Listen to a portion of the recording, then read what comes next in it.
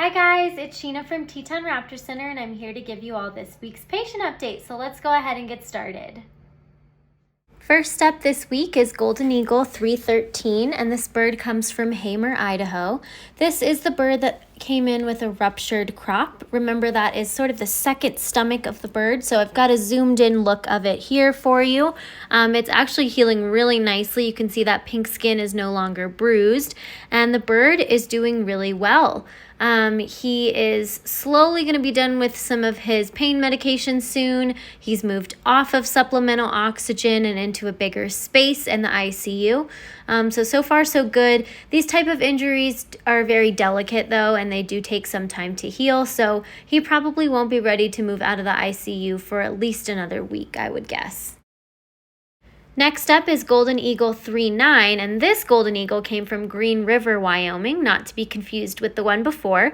He's dealing with a minor metacarpus fracture that's healing really nicely, and so far we've been getting him out about every 3 days to do physical therapy on his wrist and to do some cold laser therapy as well.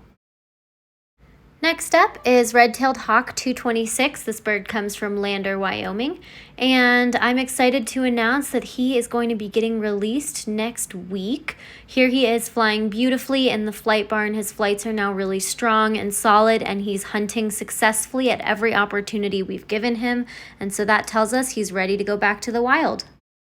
Next up is Bald Eagle 24. This is the bird that was illegally shot in Basin, Idaho, and we've been having to get this bird out daily for some rigorous physical therapy.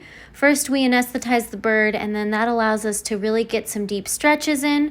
Right now in this photo, we're working on stretching out his wrist, and here he is after anesthesia. You can tell he's not quite awake, so here is some of our staff and volunteers trying to ruffle his feathers very gently, just to make sure that he is starting to wake up. So that kind of involves just tapping him lightly on the head multiple times and moving his beak around.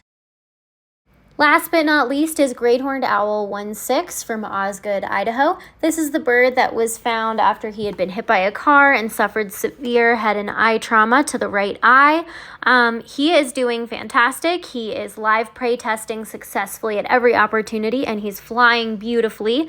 So we're really excited to announce that he's also going to be getting released next week.